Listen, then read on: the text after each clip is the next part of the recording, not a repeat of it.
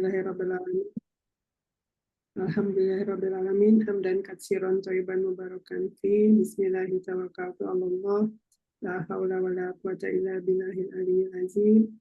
Rabbi shrah li sadri wa yassir li amri wa hlul 'uqdatam min lisani yafqahu qawli waj'alni waziran min ahli. Auzubillahi minasyaitonir rajim. Bismillahirrahmanirrahim. Al-Fatihah. Alhamdulillahirabbil alamin arrahmanir rahim maliki yaumiddin iyyaka na'budu wa iyyaka nasta'in ihdinas siratal mustaqim siratal ladzina an'amta 'alaihim ghairil maghdubi 'alaihim waladdallin. Amin.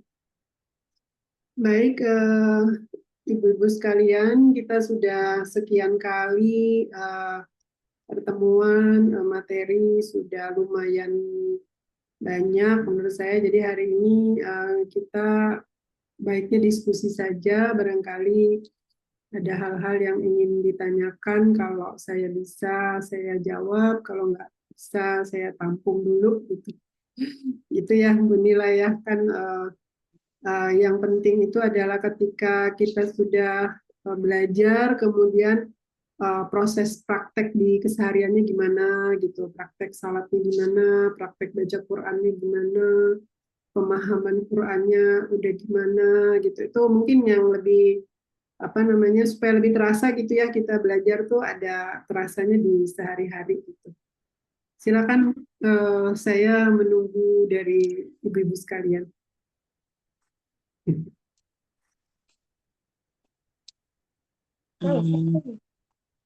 Jadi sekarang gimana Bu, pertanyaan gitu?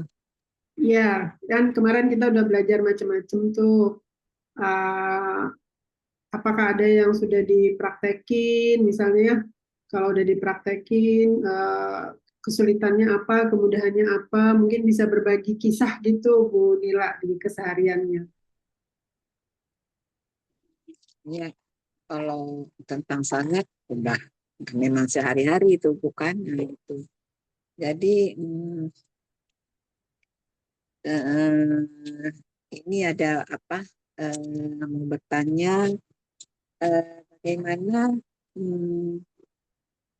apa ya? Bagaimana salat yang bagaimana salat yang benar supaya melahirkan konektivitas dengan Allah gitu. Bagaimana salat yang benar supaya melahirkan konektivitas dengan Allah. Ya, jadi pertanyaannya bagaimana cara sholat yang benar agar bisa terhubung dengan Allah gitu ya. Nah, kalau menurut Bu Nila, yang namanya terhubung dengan Allah itu seperti apa sih?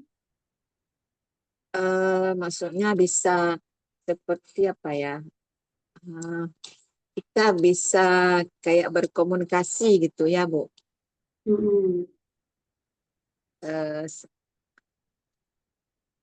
Berkomunikasi dengan Allah, misalnya kayak mana, khusyuk gitu ya, gitu. Khusyuk itu seperti apa dalam pikiran Ibu? Kita mesti bongkar dulu ya, supaya nanti saya jawabannya bisa mendekati lah. Yang namanya khusyuk itu seperti apa sih, Bu? Khusyuk itu maksudnya tidak mengingat yang lain-lain kecuali Allah gitu. Ya, gitu. Kalau pemahaman saya, Bu. Ya, oke.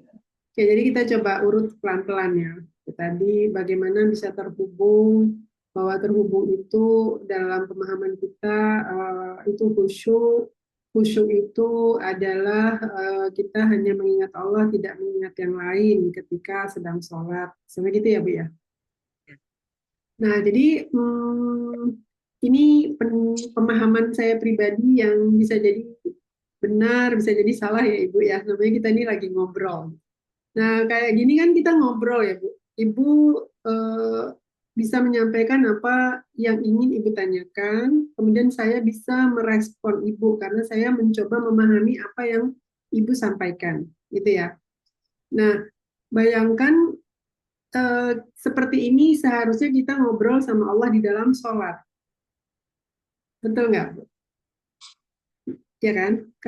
Kan sholat itu Allah manggil kita kan, hayalah sholat, kata Allah gitu kan. Sini datang sholat, kata Kita sholat. ya kan, datang ini kayak gini nih, datang di Zoom kan, kita ketemu di Zoom ya, atau kita ketemu nanti di sajadah ya, kata Allah gitu ya, ketika azan berbunyi. Lalu tentu yang namanya bertemu itu akan ngobrol gitu ya. Nah, tapi waktu sholat itu Allah udah kasih panduan cara ngobrolnya ya, dengan bacaan-bacaan sholat gitu ya, Bu. Nah, sehingga kalau yang namanya ngobrol itu kan kita harus ngerti apa yang kita sampaikan, apa yang kita bicarakan. Artinya apa-apa yang kita baca dalam sholat itu kita tanya lagi ke diri kita sendiri. Saya udah ngerti nggak ya artinya? Gitu. Iya, kan kan gitu ya Bu, namanya ngobrol nih kayak gini. Tadi kan Ibu ngomong, saya coba dengerin, saya pahami. Ini bukan Bu yang ingin Ibu tanyakan, gitu ya tadi kan prosesnya kita gitu. Nah, sholat adalah waktu yang Allah bukakan pintunya, pintu Zoom-nya gitu ya. Kan kayak gini nih, sholat Ya, apa namanya, kode Zoom-nya itu azan gitu ya. Wah, udah azan, udah bisa masuk Zoom gitu. Nah, waktunya ngobrol sama Allah gitu ya, Bu ya. Nah, untuk ngobrol kan berarti kita harus bisa menyampaikan dan Allah akan menjawab. Nah, Allah sebenarnya sudah menyampaikan, saya mau ngobrolin ini ya, kalau setiap kali sholat tuh pertama saya mau ngobrolin mulai dari niat sampai takbir sampai salam itu disampaikan kepadaku dengan sungguh-sungguh gitu kata, ya kan? Nanti jawabannya gitu ya. Jawabannya temukan dalam keseharian gitu ya. Jawabannya temukan dalam keseharian. Habis sholat itu harusnya kita masih tetap ingat Allah. Tanda kita, salah satu tanda kita sholatnya itu khusyuk adalah uh, apa ya namanya ya, kepatuhan itu terbawa terus sampai nanti sholat lagi gitu. Yang kita sering itu kan kepatuhan itu lepas setelah kita salam ya, iya, langsung ngamuk gitu misalnya, berisik gitu iya. ya kan, lihat apa gitu, oh, apalah gitu ya yang menyebalkan gitu langsung naik darah kita gitu. Nah, itu sebetulnya yang menjadi patokan kita apakah kita khusyuk atau tidak sholat kita gitu ya. Nah, jadi pertama tentu kita harus periksa ulang nih Bu, bacaan-bacaan kita itu kita udah paham nggak gitu ya. Kalau Allah Akbar, Allah Maha Besar, kita ngerti gitu ya. Terus surat Al-Fatihah ayat demi ayatnya itu ketika kita baca Alhamdulillahirobbil alamin, apakah kita betul-betul dalam keadaan bersyukur kepada Allah? Itu yang kita bangun gitu. Alhamdulillahirobbil alamin. Kita ngerasa ya Allah syukur. Saya bersyukur banget bisa sholat siang ini. Saya sehat. Saya masih bisa tegak. Rasa itu kita hadirkan gitu. Jadi surat Al-Fatihahnya itu ayat demi ayatnya itu uh, bunyi lah gitu ya. Jadi merasakan surat Al-Fatihah dalam sholat aja itu sebetulnya perjuangan. Karena kadang seringnya kita kan ngebaca itu kayak cuma hafalan, yang penting keluar, nanti lanjut baca surat pendek, ruku, terus aja seperti itu, salam. Kita belum berjuang untuk meraih kenikmatan dari membaca ayat demi ayat. Betul Cuma kan? mengartikan terus Di artinya itu kita coba ini kan pahami. ya artinya itu coba kita rasa-rasa gitu Bu. Apakah saya sedang bersyukur hari ini? Apakah dalam sholat saya ini saya sedang bersyukur kan? Atau saya cuma bilang syukur tapi saya biasa-biasa aja gitu. Padahal kan banyak Bu yang bisa kita syukurin, ya Allah, terima kasih badan yang sehat, udara yang masih bisa saya hirup tanpa pakai alat bantu, ya kan?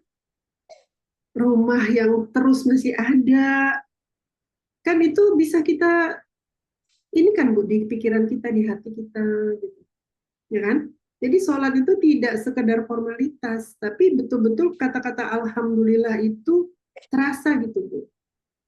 Banyak banget sebetulnya yang bisa kita lihat untuk jadi alasan kita bersyukur gitu. Ya kan? Alhamdulillahirrahmanirrahim, Ar-Rahmanirrahim, ya kan? Masih ada makanan, masih ada cucu yang sehat, ya kan? Masih ada pakaian yang baik, karena Allah tuh ngasih terus, gitu kan?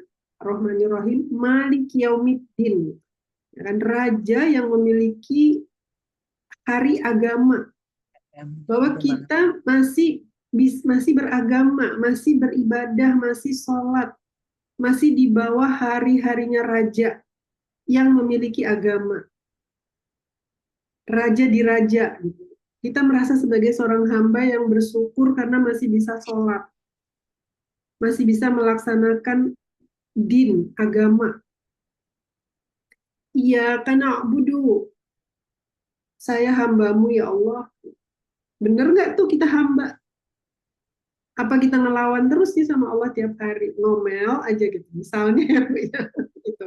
Ya kan yang namanya kayak di Jogja, di mana tuh kerajaan-kerajaan yang masih bisa kita lihat hari ini gitu ya. Kan para abdi dalamnya, para apa namanya pelayan-pelayan raja itu duduk jalan aja jalan jongkok gitu. Benar nggak? Menunjukkan dia tuh hamba. Iman. Nah, kita di hadapan Allah kan selalu bilang iya karena abudu, saya adalah hamba. Tapi apakah perilaku kita kayak seorang hamba? Nah, itu kita bangun tuh, Bu, supaya khusyuknya dapet gitu. Ya kan? Itu aja perjuangan tuh. Iya karena abudu wa iya karena stain. Saya hambamu, saya minta tolong ya Allah. Minta tolong apa? Kan gitu ya, Bu. Iya karena abudu wa iya karena stain. Ihdinas syiratal mustaqim. Minta tolong dimasukkan ke dalam sirotol mustaqim. Itu permintaan pertolongan yang kita utama di surat Al-Fatihah. Jadi kalau itu kita lakukan, sholat kita tuh pasti agak lebih lama, Bu. Karena kita satu kalimat tuh kita merenung gitu. Kita berhenti, Bu. Alhamdulillahirrabbilalamin. Terus kita ingat, gitu, rasa syukur apa yang mau kita bangun sekarang nih. Ya, Bu ya. Pindah lagi, jeda lagi, ingat-ingat lagi, gitu ya. Sampai ihdinas siratal mustaqim, siratal lazina an'amta alaihim. Jalan yang engkau berikan kepada orang-orang yang diberi nikmat. Kita udah belajar, siapa itu orang yang diberi nikmat? Udah tahu kan Ibu di An-Nisa ayat 6, ya kan? Ada Terus nabi-nabi, ada Nabiin, Sidikin, siddiqin, Syuhada, syuhada, Solihin. solihin. Itu Ibu udah tahu. Maka kita udah tahu juga bahwa kita belum ada di dalam golongan itu satupun. Maka kita minta tolong terus supaya Allah menerima kita dan memasukkan paling enggak ke golongan solihin gitu. Minta aja terus. Nanti kapan dikasihnya jangan dipikirin. Bahayanya kalau kita nggak pernah minta. Bahayanya kita ngomong tapi kita nggak minta gitu. Cuma ngomong aja, tapi hati kita nggak minta. Nah, khusyuk itu adalah kita betul-betul meminta yang Allah suruh. Itu kan suruhan Allah ya. Surat Al-Fatihah baca ya, kata Allah. Udah nggak, Bu? Disuruh tuh kita baca surat Al-Fatihah. Pahami artinya, karena yang aku suruh itu untuk kebaikanmu. Kata. Ya kan, Bu? Ya, kita ngebahas surat Al-Fatihah ini bisa berkali-kali kajian tuh nggak kelar-kelar sebetulnya. Dalam banget itu. Nah, minta jadi orang golongan yang solihin. Jangan sampai kita menjadi golongan yang sesat atau yang dimurkai. Gitu kan? Siapa itu golongan yang sesat? Siapa itu golongan yang dimurkai? Itu bicara tentang hawa nafsu dan syahwat. Kan gitu. Ya kan? Maka jangan sampai kita menjadi orang-orang yang masuk ke dalam golongan orang-orang yang diperbudak hawa nafsu atau diperbudak syahwat. Nah itu aja tuh udah berat tuh Bu, sholat kita tuh. Ya, dapat nggak Bu nih? Ya, itu baru di surat Al-Fatihah aja. Kemudian nanti Ibu masuk ke surat-surat pendek. Carilah surat-surat pendek yang bisa Ibu ngertiin artinya. Lalu ketika Ibu baca, Ibu tahu apa yang sedang Ibu baca. kita mau baca surat-surat yang panjang, tapi kalau kita nggak ngerti, sebetulnya kita sedang membaca apa, itu sayang aja sih. Ya. Surat pendek, kalau kita ngerti artinya itu kita bisa sampai hatinya itu apa ya Bu ya, dada kita tuh sampai penuh. Allah nanti bisa hadirkan air mata kita gitu, basah gitu, sholat kita tuh basah, nggak kering gitu. Nah, baru pindah lagi ke bacaan-bacaan. Waktu kita ruku, apa itu artinya ruku? Ruku itu tentang keseimbangan antara dunia dan akhirat. Gitu. Maka kita minta di saat ruku itu, ya Allah, jadikanlah saya hambamu yang seimbang dalam hal dunia dan akhirat saya. Kita minta sama Allah, ya kan? Lalu kita sujud, lalu duduk lagi, duduk tahiyat itu kita sudah bisa bayangkan itu proses mi'rajnya Rasulullah, kita udah bahas gitu. Maka bayangkanlah situasi mi'raj itu, bayangkanlah kita Allah izinkan untuk naik ketemu sama Allah di dalam sholat. Dibayang-bayangkan aja dulu Bu. Allah kan tahu kalau kita kepengen. Nanti kan Allah juga yang ngatur gimana caranya gitu. Ya kan, usaha itu. 5 kali sehari usaha. Lalu salam. Selesai sholat, ada rasa takut kalau kita itu lepas dari pengawasan Allah, gitu ya. Maka kita bertindaknya hati-hati. Lepas lagi nggak apa-apa, istighfar kata Allah. Istighfar terus. Nanti sholat lagi, minta lagi. Allah nggak pernah bosan mendengarkan kita, memahami kita yang bandel ini. Gitu. Tapi kitanya yang sering bosen. Belum Iya, apa-apa kita udah lupa lagi, nggak nerusin lagi. Gitu kan ya Bu ya, sholatnya balik lagi ke biasa gitu. Nah kan iya. itulah jihad kita Bu. Ya. Kadang-kadang naik, kadang-kadang turun. Ya memang begitu. Itu tandanya kita memang masih belum di golongan sholihin. Itulah tandanya. Ketika kita sudah ada naik masuk ke golongan sholihin, insya Allah tuh lebih terjaga gitu. Kita nggak kayak orang yang gitu-gitulah Bu ya, nggak naik turun gitu. Itu Bu. Jadi Allah tuh tidak menyulitkan kita sebetulnya. Ya. Nggak usah jauh-jauh sana kemari, perbaiki sholat. Mundur lagi perbaiki wudhu, ya kan? Mundur lagi perbaiki peralatan sholat. Ya kan Bu? Itu aja tuh, kita bisa perjuangkan ya. Setiap hari, mewah tuh. Itu aja. Karena sholat itu yang paling sulit. Allah itu kan jauh ya Bu ya. Jauh sekali. Nggak, di arsy sana. Benar nggak? Dan bertemu dengan Sang Maha Cahaya itu, tentu kan kita juga harus bersih. Ya. Kita juga harus bercahaya. Gimana supaya bisa bercahaya? Nanti kan Allah yang kasih cahayanya itu ya. Tapi kita aja yang rajin membersihkan diri, membersihkan hati, gitu ya. Sholat, baca Quran, puasa, zakat, kerjakan syariat, kerjakan rukun Islam dengan baik, dengan benar, pelajari semuanya. Itu aja sebetulnya kita kerjakan, nanti Allah yang angkat kok, gitu. Kita nggak bisa ngangkat-ngangkat diri kita sendiri. Sepanjang kita mengerjakan perintahnya Allah pelan-pelan, satu-satu, nggak usah apa ya, istilahnya kadang kita pengen ngerjain banyak ya, ini itu pengen kita kerjain, tapi tidak ada yang terasa membuat dada kita ini lapang gitu. Jangan sampai kita cuma sekedar kejar target, misalnya kita kejar target itu puasa Senin Kamis, nggak pernah putus, Quran sebulan hatam, tapi kita nggak ngerti apa yang kita baca. Pahala insya Allah ada ya, tapi kan nggak di situ. Yang Quran diturunkan sama Allah itu kan untuk dipakai menjadi panduan setiap hari, ya nggak Bu? Setiap hari persoalan kita jawabannya ada di Quran. Nah, berhasil nggak kita nyari jawabannya di Quran ketika ada masalah?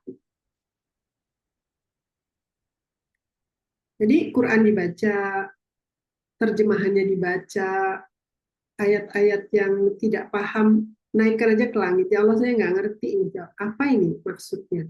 bilang langsung sama yang punya ayat, catat. Saya biasanya gitu. Kadang-kadang saya nggak ngerti ini apa ya, saya tulis aja pertanyaan saya di Quran. Ini maksudnya saya apa ya, yang ini maksudnya apa gitu, kalimat ini maksudnya apa. Nanti Bu, jawabannya bisa setahun kemudian saya dapat. Waktu saya baca Quran lagi, tiba-tiba di pengajian sama guru saya, misalnya guru saya nerangin, oh jawabannya itu, saya tulis. Di situ lagi, di dekat pertanyaan itu, tanggalnya saya bikin. Sehingga saya tahu ini setahun kemudian saya dapat jawabannya. Jadi janji Allah itu nyata buat saya. Gitu. Bertanya, tunggu jawabannya. Kadang-kadang seketika, kan gitu ya, Allah janji ya Bu ya. Akan permintaan kita akan dikabulkan dengan berbagai cara. Cara. Ya kan? Nah, Ada kadang-kadang yang diganti dengan yang kadang-kadang dijawab langsung, diganti dengan yang lain atau ditunda kadang jawabannya. diundang. Gitu. Tapi kita mesti hati-hati dengan permintaan. Jangan kita minta yang Allah nggak suka. Ya, maka permintaan kita tuh juga harus kita pikirkan. Ini kalau kita coba aja ya, kita tes gitu. Kita coba ya Allah, saya ingin ini. Kalau memang ini hak untuk saya, kabulkan. Tapi kalau ini tidak hak, ampuni saya. Jadi kita latihan seperti itu. Gitu loh.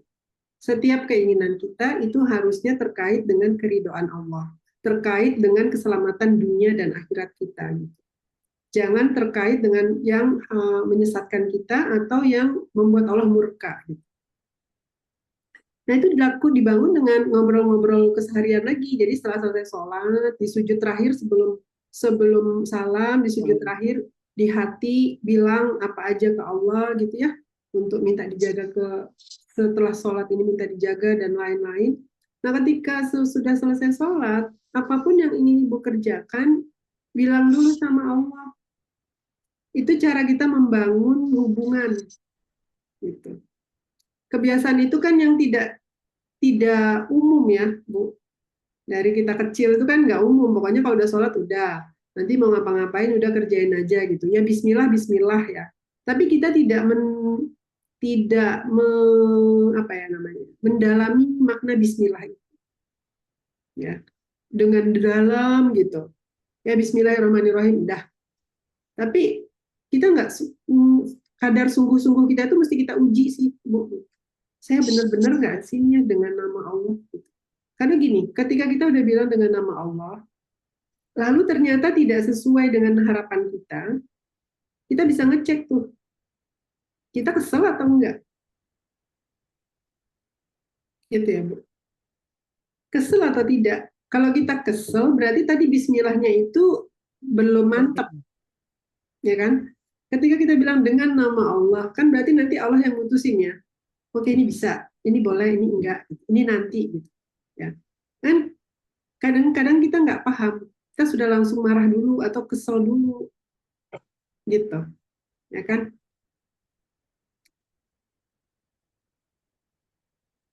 Itu Bu, gimana kira-kira jawabannya? uh, di sujud terakhir bukan kan kita harus berdoa gitu, kayak Ibu bilang tadi. Jadi kan kadang-kadang kita nggak bisa bahasa Arab tuh. Kayak mana Bu? Harus Bahasa dengan Indonesia aja, ngapain bahasa Arab? Allah kan nggak maha mengerti bahasa.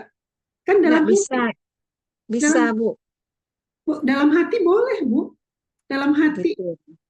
Jangan dilafalkan, kalau dilafalkan tidak boleh karena merusak sholat kita, kan gitu. Tapi kan Allah maha mendengar, jadi di sujud terakhir itu di dalam hati, kita bilang apa saja, bahasa Indonesia, gitu.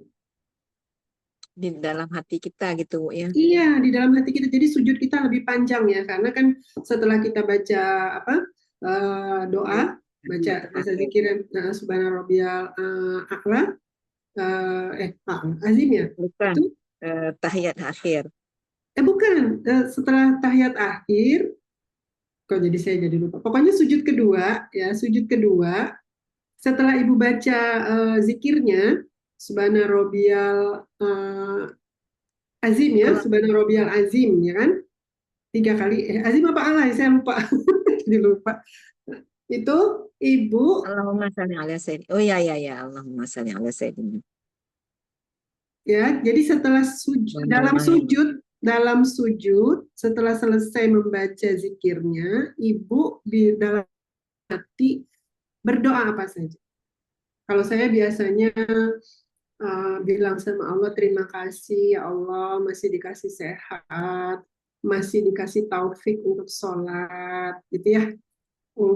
Apa namanya, minta supaya menjadi orang yang selalu bersyukur, jangan jadi orang yang kufur nikmat. Saya minta agar saya kembali kepada Allah dalam keadaan nafs mutmainnah, dalam keadaan husnul khotimah, gitu ya. Tidak dalam keadaan buruk, gitu. Itu antara lain yang saya sampaikan ke Allah. Karena nanti yang lain-lain Allah yang beresin, gitu.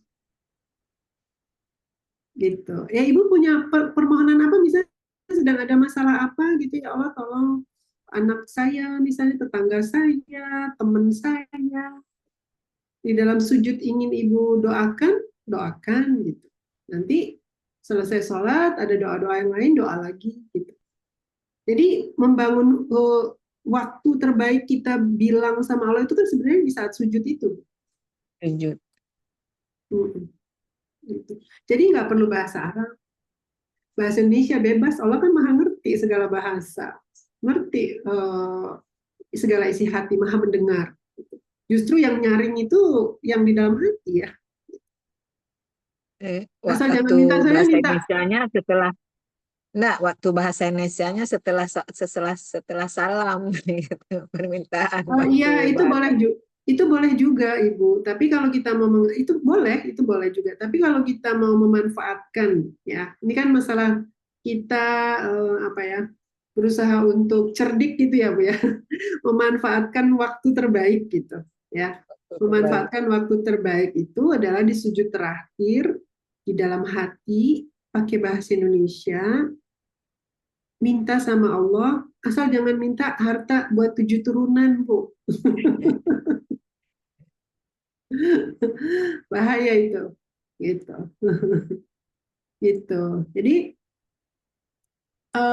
khusyuk itu pemberian, ya. Itu khusyuk itu pemberian itu, pemberian Allah. Maka supaya Allah beri, perbaikilah yang bisa kita perbaiki. Kita nggak bisa Bu bikin-bikin sendiri khusyuk, itu nggak bisa. Kita sholat aja karena taufik Allah ya. Allah yang gandeng gitu ke kamar mandi, wudhu, ya kan? Ambil ini itu kan karena gandengan Allah, taufiknya Allah. Apa taufik Bu? Taufik adalah uh, Tarikan Allah. tarikan Allah untuk taat, ya kan? Tarikan Betul. Allah untuk taat. Gitu. Jadi megang narik Quran, buka itu Allah yang apa namanya, gerakan tangan kita. Maka ketika kita merasa gerakan-gerakan itu hilang, ya Bu ya, malas gitu misalnya kita ya, itu sedih sebetulnya. Disitulah kita harus banyak istighfar, minta dikembalikan taufiknya. Berarti khusyuk itu pemberian Allah, bukan? Kayak Ya. Ibu bilang tadi. Tapi ada dengar-dengar sekarang ini ada apa pelatihan kusuk gitu, biar kita kusuk terus nanti kasih kayak apa ya, eh, kayak les gitu, maksudnya nanti bayar gitu eh, untuk belajar kusuk gitu, apa benar tuh Bu? Ya kalau saya, Bayar untuk belajar kusuk. belajar itu kan ikhtiar kita. Belajar itu adalah ikhtiar kita. Belajarnya itu tidak salah menurut saya. Tapi hasilnya itu nggak bisa dipastikan. Karena itu kan pemberian Allah. Ya kan? Apakah setelah kita les itu terus kita Ah, berhasil khusyuk? Walau alam. Nggak ada jaminan, manusia tidak bisa menjamin, Bu. Karena itu pemberiannya Allah. Gitu. Jadi kalau saya nih ya, udahlah kita yang gratis aja, langsung-langsung aja. langsung Enggak kan, aja dengar-dengar gitu. kan udah ada les khusus. Jadi nggak Iya, ngerti. jadi nanti kita, nanti jadinya akidahnya agak agak meleset Melenceng gitu Bu ya ya. Bu ya. Melenceng Bu ya. Oh, ini walau alam ya Bu ya. Maksudnya kita Iya. coba dari ngaji ini, eh, kalau guru-guru yang ya guru-guru yang hak gitu ya, wali-wali gitu, atau kita baca di buku-buku lah. Khusyuk itu pemberian Allah, sabar itu pemberian Allah gitu ya. Khusyuk, sabar, ikhlas, semuanya itu pemberiannya Allah. Tapi kita berjuang gitu ya Bu ya, berusaha, karena nggak mungkin kita tidur-tiduran aja terus Allah kasih tuh khusyuk gitu, nggak mungkin ya kan. Tapi ibu pengen khusyuk, ikut les deh gitu, boleh ibu ikut les, tapi jangan sampai ibu mengandalkan les itu gitu Bu. Yang ini nggak dapat nggak ininya, kita les boleh, tapi jangan sampai kita mengandalkan bahwa itu kita akan khusyuk. Yang kita andalkan itu hanya Allah semata. Ya Allah, saya les ya, biar saya bisa lebih ngerti, gitu kan. Semoga Engkau berkenan memasukkan khusyuk itu ke dalam diriku, gitu. Udah bukan lagi lesnya itu yang ibu andalkan, tapi Kita sama Allahnya Allah. gitu. Belajarnya itu satu hal, gitu ya Bu ya. Hasilnya itu kita tawakalkan kepada Allah, kan gitu. Ya kan Ibu les. Hasilnya tawakal sama Allah. Jangan nanti gue udah bayar 1 juta kok nggak musuh-musuh ya. Ya iya, orang nggak diandelin Allahnya. Itu ya Bu ya. Gitu. Boleh kok belajar apa aja gitu. Tapi hati-hati pilih orang, pilih guru. Maksudnya pilih-pilih tempat gitu ya. Kan nanti hati nurani kita tuh bisa ngomong kok. Ini kayaknya nggak bener nih gitu. Ya kan? Sekarang kan banyak tuh yang berbayar-berbayar gitu ya. Ibu mesti hati-hati juga gitu. Ya. Ya mungkin berbayar karena dia harus sewa tempat, itu wajar ya Bu ya, sewa tempat, kemudian bayar listrik, bayar AC, sediaan makanan, misalnya gitu. Ada hitung-hitungan yang logis gitu. Tapi kalau misalnya udah nggak logis ya udahlah, Ibu balik lagi aja kepada yang punya segala sesuatu, berdoa langsung gitu. Itu Bu. Berdoa langsung terus itu sama Allah. Minta sama Allah Bu Ya, ya. minta sama Allah. Nanti nanti kan Bu, ya kita itu akan kayak dikasih info gitu di pikiran kita, di hati kita gitu ya. Kerjakan ini kata Allah, kerjakan itu gitu. Itu hati nurani kita nanti akan bunyi gitu. Dan ketika itu berbunyi waktu kita ngerjainnya itu hati kita tenang. Itu tanda tanda keridoan Allah. Kalau misalnya kita ngerjain sesuatu tapi kayak rusuh gitu ya Bu ya di hati itu juga tanda Allah nggak ridho. Jadi perhatikan saja ketika ibu melakukan sesuatu, eh, hati ibu tenang, hati ibu nggak rusuh, Bismillah gitu ya, insya Allah itu Allah ada keridoan. Tapi waktu mengerjain tuh kayak wah gitu, gemuruh gitu ya Bu ya, apa bersungut-sungut atau banyak pertanyaan gitu ya. Udahlah, berdoa dulu ya Allah, ini kayaknya enggak deh. Gitu. Udah tinggalin. Nah itu harus Ibu latih kepekaannya sehari-hari. Itu Bu, dari bangun tidur sampai itu Tidur akan lagi. lebih bermanfaat ya ngajinya. Ngajinya akan lebih bermanfaat ketika ibu mulai praktek, mulai peka gitu. Gitu. Nah nanti tahu-tahu sholatnya enak, tahu-tahu sholatnya tuh apa ya? Kayak Plong. tanah yang basah tuh apa? Plong, tanah yang basah itu kan apa ya? Menenteramkan gitu ya Bu ya. Nggak sekedar sholat terus sudah kayak nggak ada rasa gitu terus pindah lagi ke yang lain dan segala macam itu yang kita cari ya nggak mungkin nggak bisa setiap saat berhasil seperti itu tapi kita nggak boleh putus asa gitu terus aja kan Allah yang menilai ya Allah yang maha tahu kan apa yang bergemuruh di hati kita apa yang kita pinta yang kita tangisi gitu ya Allah sholat saya tolong ya Allah perbaiki ya Allah gitu ya kan. Nah, itu ada atau tidak? Itu yang perlu kita cek ke hati kita masing-masing. Atau pada saat sujud itu kita tahu tadi kita sholat kita, pikiran kita kemana-mana ya Bu ya. Kita bilang juga tuh sama Allah, ya Allah ampun ya Allah, sholat saya masih berat. Ya Allah ampun, untuk saya minta ampun terus. Minta ampun untuk kita minta ampun terus. Kan kita minta ampun terus nih. Udah minta ampun Iya. bikin lagi kan. Ya Allah saya minta ampun terus soalnya gitu. Gitu. Enak tuh Bu, nanti kalau kita udah ngobrol kayak gitu ya, kita minta ampun. Ya kita malu sebetulnya ya Bu ya, kita minta ampun terus, tapi kita ulang lagi gitu. Ya mau gimana ya? Ternyata kadar kadar kita tuh masih seperti itu gitu. Jadi kita tahu saya ini sebenarnya pantas nggak sih dapat sorga ya, itu dengan kelakuan saya hari ini gitu. Ya kan Bu, kita nanti kan jadinya kayak gitu gitu. Jadi malu gitu. Karena udah malu kita Malu sama berjuang Allah. untuk memperbaiki Malu diri sama kita. Allah. Iya, karena al-hayyu itu adalah apa ya? Iman ya. Malu itu adalah iman kepada Allah. Iman tertinggi sebetulnya al-hayyu. Malu kepada Allah. Gitu. Jadi yang sedikit-sedikit saja kita coba praktekkan dalam keseharian. Peperangan kita tuh setiap hari adalah dengan hawa nafsu, dengan marah, dengan malas, dengan dengki, dengan nggak sabar, gitu ya Bu, banyak lah itu. Itu adalah musuh-musuh kita sebetulnya. Yang harus kita awasi, yang harus kita perangi dengan pertolongan Allah. Kita nggak bisa sendirian. Kita ajukan gitu, kalau ya Allah ini sifat buruk saya ada sekian nih.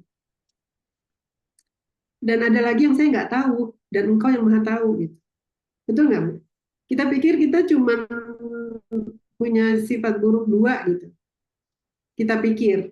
Padahal sebenarnya banyak banget. Cuma kita belum Banyak sadar kita banget. punya sifat buruk Iya. itu. Iya kan gitu. Nah, karena kita sangat lemah, maka yang kita udah terdeteksi sama kita itu kita syukuri gitu. Jadi ketika kita sudah kenal, oh ternyata saya punya sifat A gitu ya, yang Allah nggak suka gitu ya. Udah kita bawa aja dalam sholat, dalam sujud. Ya Allah, saya udah ketemu nih sifat saya yang ini bikin saya berantakan. Tolong ya Allah, cabut ya.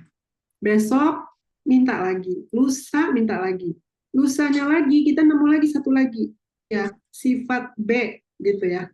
Dalam sujud bawa lagi, ya Allah ternyata dua nih. Terima kasih saya sudah diberi ilmu untuk mengenal sifat buruk saya yang satu lagi gitu. Jadi kita gembira Bu ketika nemu sifat buruk kita, karena artinya kita bisa bawa menjadi persembahan kita untuk dipotong sama Allah gitu, kurban. Berubah. Kita bawa kambing gitu istilahnya, bawa kambing minta Allah sembelih gitu. Itu ngobrol namanya Bu sama Allah. Itu insya Allah menuju ke khusyuk gitu. Bayangkan kita nggak tahu mau ngobrol apa sama Allah. Karena kita nggak tahu apa yang kita mau minta ampuni sama Allah kan.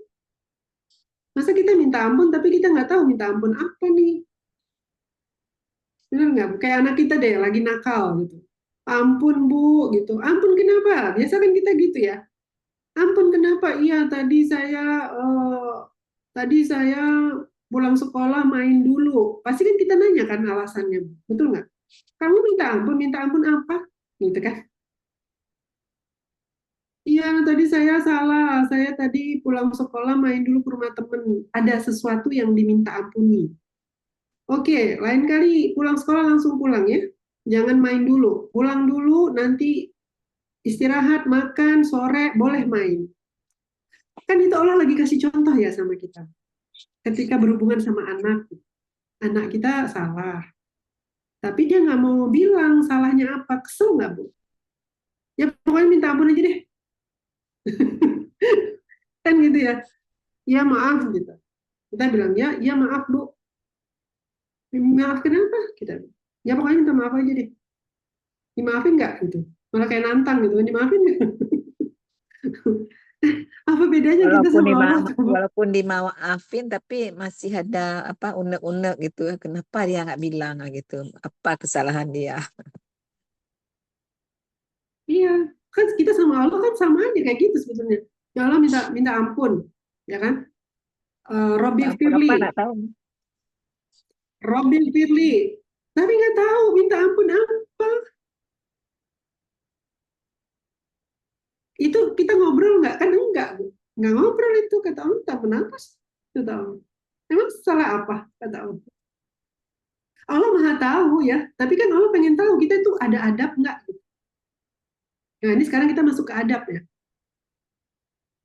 Nah, jadi sholat kita tuh kan jadi beda ya, Bu ya. Kalau misalnya pas kita bilang Robbi Firly, kita inget nih tadi apa gitu. Nggak usah yang muluk-muluk gitu, Bu. Tadi kira-kira sebelum sholat kita bisa mikir dulu nih. Aduh, tadi nih kejadian apa aja yang mau saya bawa ke dalam sholat. Ibu bisa bawa satu aja nih, Bu, yang minta ampunnya. Udah hebat loh, Bu. Satu aja kita bawa nih waktu Robbi Firly. Apa ya? Tuh, udah beda sholat kita, Bu. Penghargaannya Allah juga beda kepada orang-orang yang sholatnya itu membawa oleh-oleh, oleh-oleh kesalahan. Kan kita jarang yang ngaku salah ya, Bu ya. Gengsi, yo. Misalnya kita berantem nih sama kakak kita atau adik kita gitu. Ya kan? Jarang kan kita mau ngaku, ya maaf deh tadi saya gini gini gini, maafin ya gitu. Ya, Yang ada kan gengsi, udah amat lah gitu. Benar nggak, Bu? kadang, ya Ya kan? kebanyakan nggak bilang, kebanyakan Iya, nggak bilang. iya, iya. Cuma Nah, minta sama maaf Allah, aja. iya, maaf deh gitu. Nah, sama Allah, emang Allah nggak tahu? Ya tahu ya, kesalahan kita. Kan Allah maha mengetahui gitu, nggak ada yang Nah, bisa kita nggak tahu. sembunyikan. Tapi kan kita punya adab gitu. Ya Allah, maaf ya. Ketika misalnya saudara kita, kita beribut, saudara kita datang, minta maaf, dia bilang maaf ya, Kak Nila, tadi saya salah, tadi saya gini, gini, gini, maafin ya. Pasti kan Bu Nila langsung luluh ya hatinya. Padahal Bu Nila tahu juga dia salahnya itu, gitu. Kan beda kalau dia bilang maaf dengan maaf ya tadi saya gini gini gini, besok saya nggak lagi deh. Pasti langsung dimaafin, pasti langsung luluh, pasti langsung sayangnya beda gitu. Nah kita ini kalau pengen cari muka sama Allah, ya ya pandai-pandai lah cari muka dengan cara, kadang kita cari muka sama orang lain, tapi sama Allah kita nggak, gagal cari muka gitu. Ya kan Bu? Jadi udah berapa nih umur kita misalnya? Berapa kali ya kita cari muka sama Allah dengan sungguh-sungguh kita? 5 kali Hmm. sehari. 5 kali sehari kita datang tuh kayak orang, kayak tamu aja gitu, kayak orang absen doang terus pergi lagi kayak pegawai negeri itu loh, Bu. Pegawai negeri datang ke kantor, tanda tangan absen, pergi lagi ke warung, nggak kerja. Nanti mau pulang balik lagi absen. Berapa banyak nih bangsa kita yang kayak gitu, pegawai yang kayak gitu. Apakah kita ngaku tadi abdi Allah, pegawai Allah adalah pegawai yang rajin, pegawai yang rapih, ya nggak? Pegawai, pegawai, Bu, kalau mau dibongkar nggak habis-habis. Nah sekarang Ibu udah bisa ya ngebayangin gimana cara ngebongkar, ngebongkar diri kita sendiri, ya Bu. Insya Allah. Mm, itu. Ada lagi Bu yang mau ditanya? Ini Sudah bukan terjawab semua tentang, nggak? Hmm. Yang tadi udah terjawab ya? Alhamdulillah Bu. Ini bukan tentang surga dan neraka. Jadi tingkatan apa neraka itu tujuh lapis bukan. Terus yang pertama untuk orang yang apa munafik. Nah, jadi saya belum mengerti kayak mana munafik itu, apa ciri-ciri orang munafik itu. Apakah orang kan yang ketujuh baru umatnya Nabi Muhammad yang apa yang dimasukin gitu. Apakah di neraka yang orang munafik itu termasuk juga umat Nabi Muhammad ataupun umat sebelum Nabi Muhammad? Karena dibilang neraka yang ketujuh eh, eh, apa isinya umat Nabi Muhammad gitu. Kayak mana, Bu? Maksudnya kayak mana orang munafik itu dan ciri-cirinya? Jadi ini sependek pengetahuan Apakah saya, Bu. kita-kita ini termasuk juga gitu? Iya sih sebetulnya orang munafik itu kan orang yang belum menjalankan perintah Allah. Kita ngaku Islam, Hmm. tapi kita belum menjalankan Islam dengan kafah gitu ya. Itu termasuk. Oh gitu. Jadi munafik itu bukan soal umat Nabi Muhammad atau bukan saja ya, gitu ya. Karena umat-umat sebelum Nabi Muhammad, Allah itu maha adil ya, Bu. Mereka kan punya nabi, mereka punya syariat, mereka punya punya ibadah.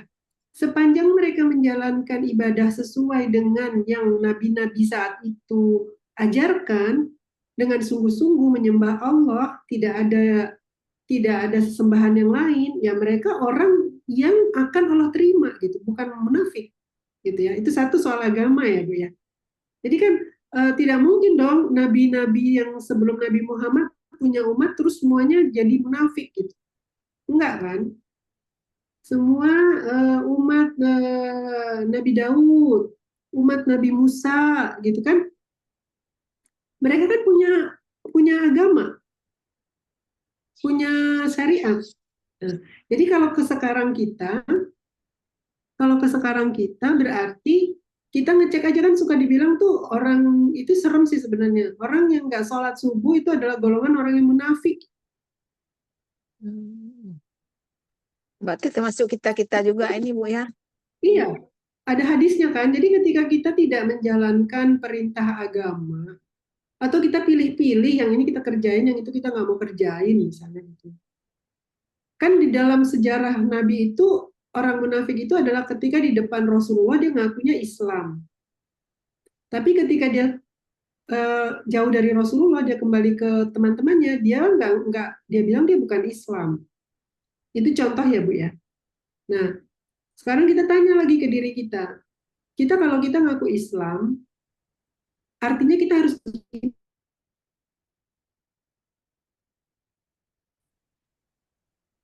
apakah rukun Islam sudah kita jalankan? Apakah yang namanya beragama itu Islam, iman, ihsan itu sudah kita jalankan? Kan gitu.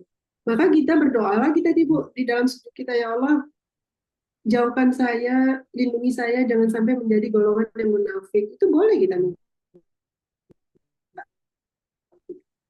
gitu. Ya. Jadi eh, kalau menurut saya nih ya Bu ya, bahwa yang kita penting ingat adalah tentang surga dan neraka. Kita bukan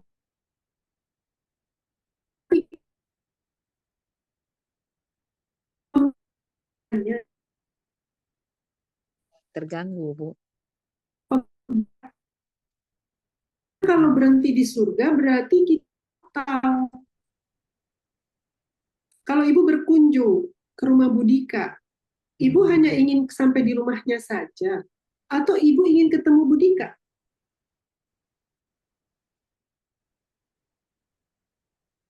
ketemu Fatimah gitu ya, Semuanya. gitu ya. Bu, putus-putus, Bu. Suara saya kedengeran nggak?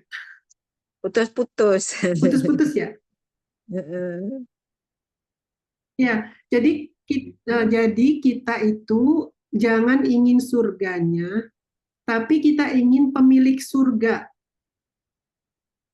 Allah subhanahu. pemilik surga. Ya. Jadi kita jangan pikirin surga dan neraka, tapi yang kita pikirin adalah tujuan akhir kita menjadi hamba yang didekatkan kepada Allah kelak ya di hari akhir. Itu aja Bu gitu. Mau surga 7 lapis, neraka 7 lapis, saya hanya ingin menjadi kamu pemilik surga nanti gitu Bu. Jadi Nggak ibu ingin nggak tahu mikirin, aja, boleh Bu, ingin ingin tahu tahu boleh aja gitu ya, munafik itu apa? bagaimana orang orang munafik itu, gitu. Ciri-ciri orang munafik kayak mana gitu. Hmm, karena maksudnya saya dengar waktu Jibril apa mengatakan kepada Nabi tentang neraka 7 lapis itu, terus yang pertama ini yang orang munafik, terus yang kedua orang ini, yang ketujuh baru umatmu, umat Nabi Muhammad gitu. Terus saya berpikir, jadi yang munafik ini apakah umat, termasuk juga umat umat Nabi Muhammad yang ada di situ gitu? Apakah orang maksudnya bukan umat Nabi Muhammad, saya umat nabi-nabi terdahulu gitu.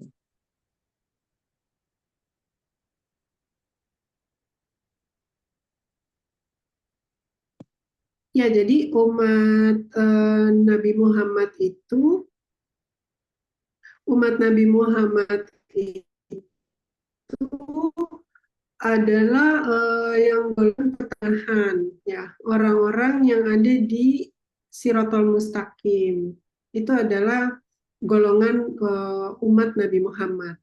Jadi, kalaupun dia Islam, tapi ternyata dia dimurkai atau ternyata dia tersesat, Putus-putus, Bu. maka eh, kita berjuang masuk ke dalam Siratal Mustaqim.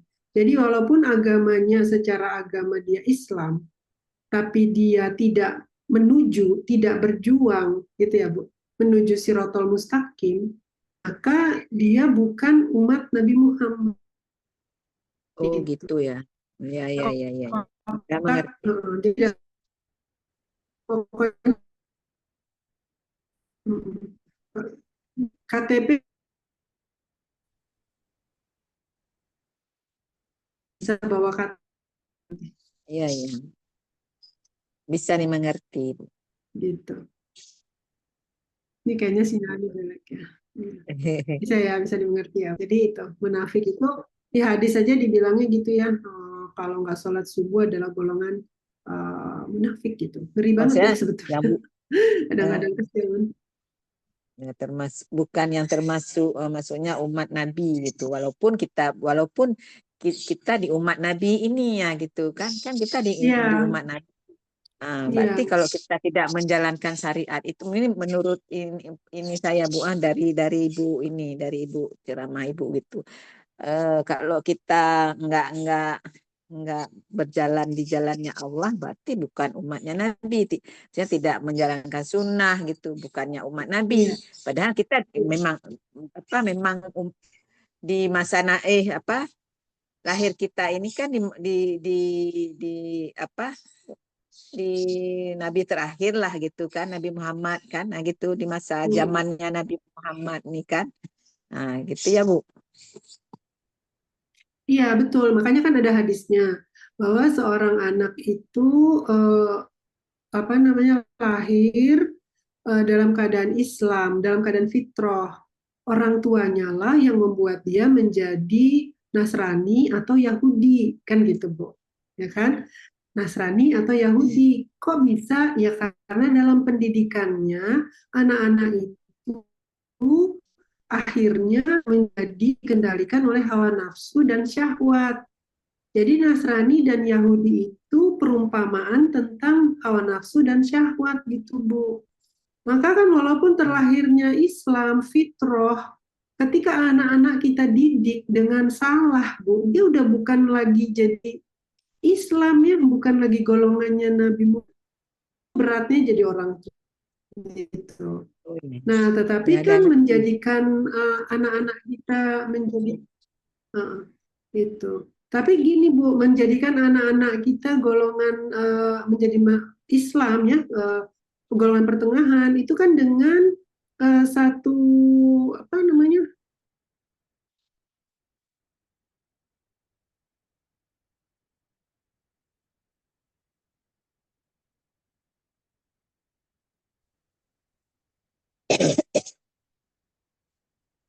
ya jadi menjadikan anak-anak kita itu umatnya Rasulullah itu harus dengan contoh yang baik, dengan teladan, dengan kasih sayang. Nggak bisa cuman disuruh-suruh, tapi kita nggak ngasih penjelasan. Kenapa dia harus sholat gitu? Kenapa dia harus puasa? Kemudian sholat kita tidak mencerminkan orang yang sholat gitu ya. Kita masih suka marah dan segala macam. Itu tidak membuat anak kita menjadi paham agama. Nanti dia jadi lari lagi gara-gara kita tekan-tekan untuk melaksanakan syariat gitu ya Bu. Lalu kita keras gitu, kita marah-marah gitu, itu kan menunjukkan suatu uh, hawa nafsu, hawa marah.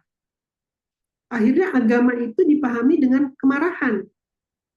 Padahal Rasulullah itu ngajarin apa-apa dengan kasih sayang. Kasih Iya. sayang. Jadi banyak orang tua yang bingung ya cara mendidik anak. Pokoknya masukin ke sekolah Islam, terus di rumah juga dikasih ketat semuanya gitu. Tapi anak itu tidak merasakan itu sesuatu yang membuat dia paham atau dia bahagia atau dia nyaman gitu. Nah, perjuangan kita di situ, Bu. Jadi anak yang patuh sholat dan segala macam, tapi dia nggak paham, itu kita belum selesai mengajarinya. Gitu. Nanti masih ada resiko, masih ada bahaya, dia bisa belok ke kiri, bisa belok ke kanan, karena dia nggak ngerti agamanya. Gitu. Dia cuma kayak ngerjain, tapi dia nggak ngerti apa yang dia kerjakan. Dia nggak ngerti kebesaran Allah. Dia nggak ngerti kasih sayang Allah. Dia cuma ngerti aturan, aturan, aturan, aturan. Nah, itu bahaya, Bu. Ya. Terakhir fitrah, maka orang tuanya lah yang karena mungkin masih harus belajar banyak, mengakibatkan anak-anak itu menjadi Nasrani atau Yahudi. Gitu. Jadi golongan umat Nabi Muhammad itu luas ya Bu ya, dan dalam gitu, pemahamannya. Ya, ada lagi Ibu? Tidak ya, oke. Alhamdulillah. Ya, cukup ya. Ya selamat praktek ya Bu untuk sholatnya. Selamat selamat ngobrol sama Allah di sujud terakhir. Di sujud terakhir nggak bisa dapat feelingnya saat duduk. Setelah zikir-zikir lanjut lagi berdoa lagi, itu kan kita sedang munajah, kita sedang mengambil waktu. Bentuknya bebas sih sebetulnya, dalam sujud bagus, dalam duduk juga bagus, yang penting kita berusaha gitu, kita berusaha ketuk-ketuk pintunya Allah gitu. Ya Allah saya mau ngobrol dong, atau kita kayak pencet nomor HP, kita telepon Allah gitu, ya Allah mau ngobrol dalam kita seperti ini ya Bu.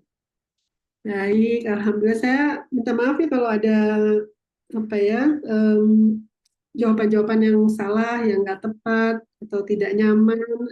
Mudah-mudahan saya minta maaf sama ibu sekalian. Saya mohon ampun kepada Allah Subhanahu Wa Taala. Mari kita tutup dengan doa kafaratul majelis. Astagfirullahaladzim, la ilaha illa huwal hayyul qayyum.